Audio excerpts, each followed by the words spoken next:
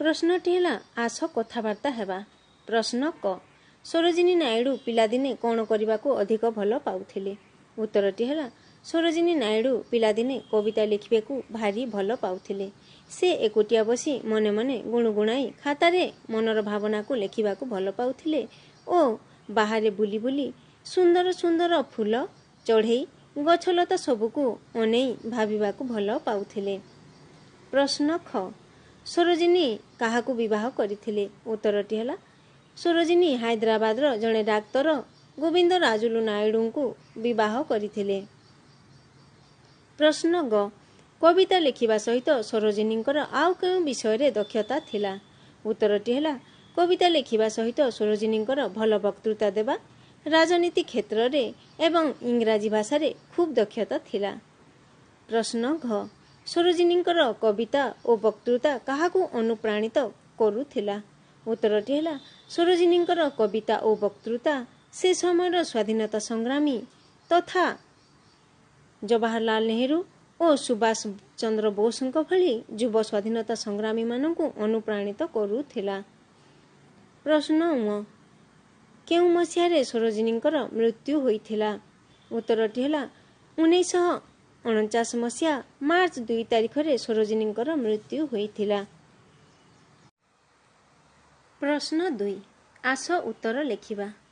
प्रश्न क पिलादिने सरोजिनी को तांको बापा कोठरी भितरे बंद करी देइथिले काहेकि। उत्तरटी है थरे सरोजिनी को तांको बापा केते खंड अंक कसिबा को देले मात्र झियर अंक कसिबारे मन नथिला। एहा जानी पारी बापा अंक कसिबा को बाध्य करी तांको कोठरी भितरे बंद करी देइथिले। प्रश्न ख सरोजिनी को प्राच्य जगतर कोकिल बोली कुहा जाउथिला काहेकि। उत्तरटी है सरोजिनींकर इंग्राजी भाषा रे बेस दक्षता थिला। इंग्रेज लोक माने तांको कविता को खूब प्रशंसा करुथिले। तांको कविता रे मुग्ध होई सेमाने तांको प्राच्य जगतर कोकिल बोली कहुथिले। प्रश्न ग सरोजिनी काहींकी कारावरण करिथिले। उत्तरटी है 1930 मसीह गांधीजी नेतृत्व रे भारत रे लवण सत्याग्रह चली थाए। इंग्रेज माने जेतेबेले गांधीजी को गिरफ कले सरोजिनी नायडू एही सत्याग्रहर नेतृत्व नहीं आंदोलन को चालू रखिले। एहीपरि देश पई कार्य करी से बहुबार कारावरण करिथिले। प्रश्न घ सरोजिनी इंग्राजी कविताटी देखि तांको बापा कौन भावी थिले। उत्तरटी है सरोजिनी इंग्राजी कविताटी देखि तांको बापा आश्चर्य होई गले एवं मने मने भाविले जे तांको झियो भविष्यत रे निश्चय बड़ कवि हेबो कवि भावरे ना करिबो। प्रश्न 3 सरल भाषा रे बुझाई लिखिबा। क तुलसी दुई पत्ररु बासे। उत्तरटी है उक्त प्रवचनटी आम पठित साहित्य कलिका बहिर भारतर बुलबुल अध्यायरु आनीत। एठारे लेखक भगवान महांती सरोजिनी नायडूंको संबंध रे लेखिबाकू जाई एई प्रवचनटी लेखिछंती। अति छोट बयसरु सरोजिनी कविता मान लेखुथिले। तांकर इंग्राजी भाषा रे भारी दक्षता थिला।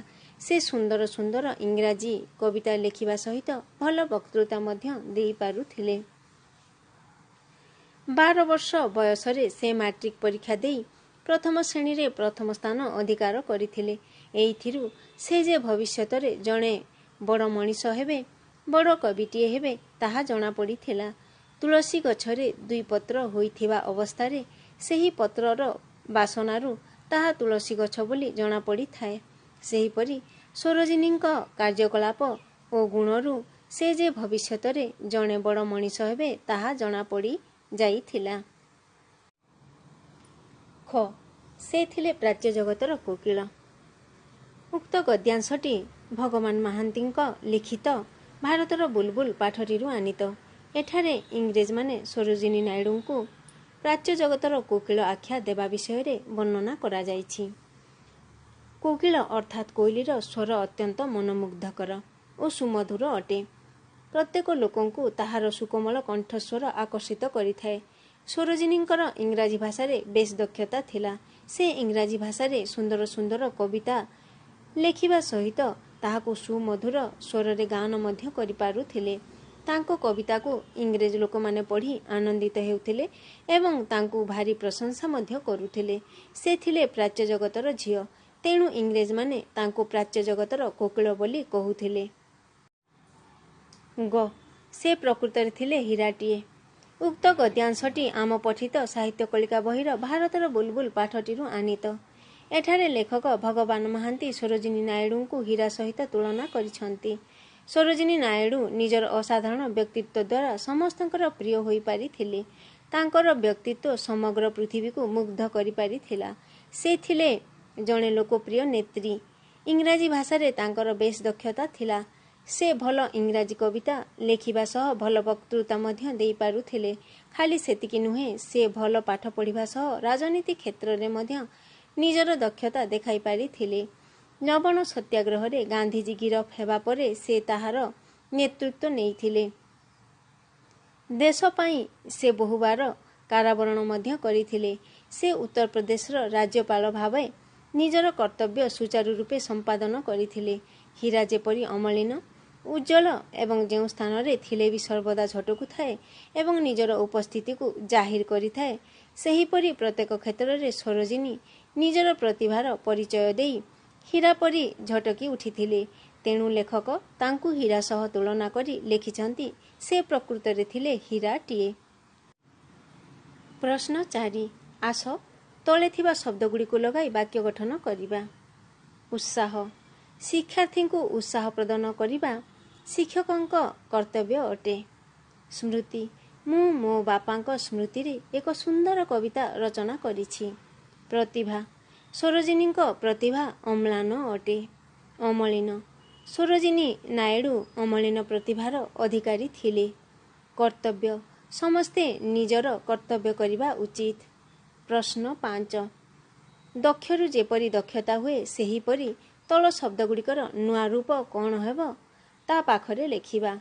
ସରଳରୁ ସରଳତା, ଲୋକପ୍ରିୟରୁ ଲୋକପ୍ରିୟତା, ସୁନ୍ଦରରୁ ସୁନ୍ଦରତା, ଜଟିଳରୁ ଜଟିଳତା।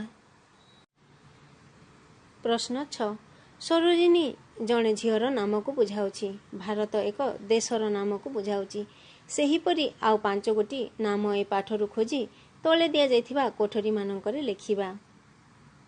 ଉତ୍ତରଟି ହେଲା ଗାନ୍ଧିଜୀ, ଅଘୋରନାଥ, ବରଦା ସୁନ୍ଦରୀ, ଜବାହରଲାଲ ନେହେରୁ, ହାଇଦ୍ରାବାଦ। ପ୍ରଶ୍ନ 7 ଯୋଡ଼ା ଶବ୍ଦର ଗୋଟିଏ ଭାଗ ପ୍ରଜାପତିର ଗୋଟିଏ ଡେଣାରେ, ଆର ଭାଗଟି ଅନ୍ୟ ଡେଣାରେ ରହିଛି। ଆସ ଯେଉଁ ଭାଗ ସହିତ ଯେଉଁ ଭାଗର ସମ୍ପର୍କ ଅଛି ତାକୁ ବାଛି କୋଠରୀ ଭିତରେ ଲେଖିବା। ଉତ୍ତରଟି ହେଲା ହିସାବ କିତାବ, ଧାଁ ଧପଡ଼, ମୌଜ ମଜଲିସ, ତାଟି କବାଟ, ଦେଶ ଦୁନିଆ, ଛିନ୍ ଛତର। ପ୍ରଶ୍ନ 8 ବନାନ ଠିକ୍ ଥିବା ଶବ୍ଦଟିକୁ ତଳ କୋଠରୀରେ ଲେଖିବା। ସାହାଯ୍ୟ। ଏଠାରେ ଅବର୍ଗେଜରେ ୟ ଫଳା ସହିତ ରେଫ ଦିଆଯାଇଛି। ତଳ ଶବ୍ଦଟି ଦେଖ ସାହାଯ୍ୟ। ଏଠାରେ ଅବର୍ଗେଜରେ ୟ ଫଳା ଦିଆଯାଇଛି। ତାହେଲେ ଠିକ୍ ବନାନ ଥିବା ଶବ୍ଦଟି ହେଲା ଏଇ ସାହାଯ୍ୟ। ଅଧିବେଶନ। ଏଠାରେ ତାଳବେଶ ନିଆଯାଇଛି। ତଳ ଶବ୍ଦରେ ଅଧିବେଶନ। ଏଠାରେ ଦନ୍ତେଶ ନିଆଯାଇଛି। ଠିକ୍ ଶବ୍ଦଟି ହେଲା ଅଧିବେଶନ। ତାଳବେଶ ଯୁକ୍ତ ଶବ୍ଦଟି ହେଲା ଠିକ୍। ପ୍ରଶଂସା। ଏଠାରେ ପ୍ର ତାଳବେଶ ଅନୁସାର ଦନ୍ତେଶ ଆକାରରେ ସା ଲେଖାଯାଇଛି। ତଳ ଶବ୍ଦଟିରେ ପ୍ର ଦନ୍ତେଶ ଅନୁସାର ତାଳବେଶ ଆକାରରେ ସା ଲେଖାଯାଇଛି। ତାହେଲେ ଠିକ୍ ଶବ୍ଦଟି ହେଲା ପ୍ର ତାଳବେଶ ଅନୁସାର ଦନ୍ତେଶ ଆକାରରେ ସା ପ୍ରଶଂସା। ଏହି ଶବ୍ଦ ଦୁଇଟିକୁ ଦେଖ। ସରୋଜିନୀ। ଏଠାରେ ବର୍ଗେଜରେ ଦୀର୍ଘଇକାର ଦିଆଯାଇଛି ଏବଂ ତଳ ଶବ୍ଦଟିରେ ବର୍ଗେଜରେ ହର୍ଷଇକାର ଦିଆଯାଇଛି। ତାହେଲେ ଠିକ୍ ବନାନ ଥିବା ଶବ୍ଦଟି ହେଉଛି ସରୋଜିନୀ। ସ ରରେ ଓକାର, ବର୍ଗେଜରେ ହର୍ଷଇକାର, ନ ଦୀର୍ଘଇ ନି। ପ୍ରଶ୍ନ 9 ନିମ୍ନ ଉତ୍ତରଗୁଡ଼ିକ ପାଇବା ପାଇଁ ଗୋଟିଏ ଗୋଟିଏ ପ୍ରଶ୍ନ ତିଆରି କରିବା। କ ସରୋଜିନୀଙ୍କ ପିତାଙ୍କ ନାମ ଅଘୋରନାଥ ଚଟ୍ଟୋପାଧ୍ୟାୟ। ପ୍ରଶ୍ନ ତିଆରି କରିବା। ସରୋଜିନୀଙ୍କ ପିତାଙ୍କ ନାମ କ'ଣ? ଖ ଝିଅଟି ଅଙ୍କ ନ କଷି ଲେଖି ପକାଇଲା ଗୋଟିଏ କବିତା। ପ୍ରଶ୍ନ ତିଆରି କରିବା। ଝିଅଟି ଅଙ୍କ ନ କଷି କ'ଣ କଲା? ଗ କବିତାଟି ଇଂରାଜୀ ଭାଷାରେ ଲେଖା ହୋଇଥିଲା। ଆସ ପ୍ରଶ୍ନ ତିଆରି କରିବା। କବିତାଟି କେଉଁ ଭାଷାରେ ଲେଖା ହୋଇଥିଲା? ଘ 1914 ମସିହାରେ ପ୍ରଥମ ଥର ପାଇଁ ସରୋଜିନୀ ଗାନ୍ଧିଜୀଙ୍କୁ ଭେଟିଲେ। ଆସ ପ୍ରଶ୍ନ ତିଆରି କରିବା। କେତେ ମସିହାରେ ପ୍ରଥମ ଥର ପାଇଁ ସରୋଜିନୀ ଗାନ୍ଧିଜୀଙ୍କୁ ଭେଟିଲେ? ମ ଭାରତ ସ୍ୱାଧୀନ ହେଲା ପରେ ସେ ଉତ୍ତରପ୍ରଦେଶର ରାଜ୍ୟପାଳ ହେଲେ। ଆସ ଉତ୍ତରଟି ଜାଣିବା ଏବଂ ପ୍ରଶ୍ନ ତିଆରି କରିବା। ସେ କେବେ ଉତ୍ତରପ୍ରଦେଶର ରାଜ୍ୟପାଳ ହେଲେ? ପ୍ରଶ୍ନ 10 ଗଲେ କୁ ଯେପରି ଗମନ କଲେ ବୋଲି ଲେଖାଯାଇ ପାରୁଛି, ସେହିପରି ନିମ୍ନରେ ଥିବା ଶବ୍ଦଗୁଡ଼ିକୁ ଲେଖିବା। ଶବ୍ଦଗୁଡ଼ିକ ହେଲା ଦେଖିଲେ, ଶୋଇଲେ, ଶୁଣିଲେ, କାଟିଲେ। ଆସ ଉତ୍ତରଗୁଡ଼ିକ ଜାଣିନେବା। ଦେଖିଲେ ଦର୍ଶନ କଲେ, ଶୋଇଲେ ଶୟନ କଲେ, ଶୁଣିଲେ ଶ୍ରବଣ କଲେ, କାଟିଲେ କର୍ତ୍ତନ କଲେ। ପ୍ରଶ୍ନ 11 ମୁଁ ଗଲି, ତୁମେ ଗଲ, ସେ ଗଲା, ସେହିପରି କ'ଣ ହେବ? ମୁଁ ଖାଇଲି, ତୁମେ ଖାଇଲ, ସେ ଖାଇଲା। ମୁଁ ବସିଲି, ତୁମେ ବସିଲ, ସେ ବସିଲା। ମୁଁ ଲେଖିଲି, ତୁମେ ଲେଖିଲ, ସେ ଲେଖିଲା। ପିଲାମାନେ ଉତ୍ତରଗୁଡ଼ିକୁ ନିଜ ନିଜ ଖାତାରେ ଲେଖିନିଅ।